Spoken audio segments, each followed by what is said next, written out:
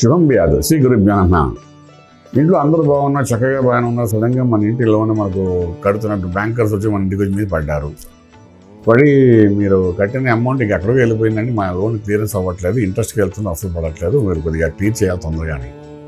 లేకపోతే మనకు లోన్ కట్టలేని పరిస్థితి ఏర్పడుతుంది. ఎవ్రీ మంత్ ఇన్స్టాల్మెంట్ కట్టలేని పరిస్థితి ఏర్పడుతుంది. ఎందుకు సడన్గా మనం ఫస్ట్ ఇయర్ బాగా కట్టాం, సెకండ్ ఇయర్ బాగా కట్టాం, 3 ఏళ్ళ ఎందుకు ఇలాగ అయిపోతుంది అంటే ఈ చతుర్థ భావం ఏం చెప్తున్నంటే ఇల్లు, వాకిలి, వాహనం అంటుంటాం. ఇల్లు గురించి చెప్పేది చతుర్థ భావమే.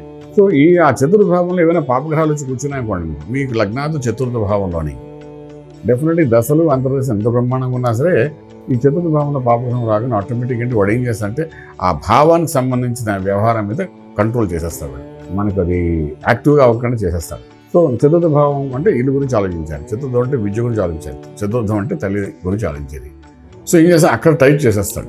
వాడు ఉండేది కొంతకాలమే అక్కడ నుండి పక్కకి వెళ్ళిపోతాడు. ఆ కొంతకాలంలో మనకు పెద్ద సమస్యగా ఉంటుంది. సో అటువంటి సమస్యలు ఏమైనా వచ్చాయనుకోండి, మళ్ళీ ఆ ఒక్క ఇన్స్టాల్మెంట్ కడితే చాలు, మళ్ళీ నెక్స్ట్ మనకు డబ్బులు వస్తే మనకు ప్రాబ్లం లేదు, ఒక్కొక్కసారి మిస్ అవ్వకుండా ఉండాలనుకున్నారు.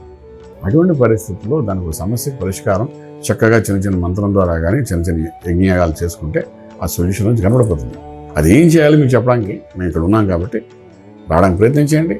రాజమార్గంలో రాజయోగం మీకు చూపిస్తాం. శుభం వ్యాధు.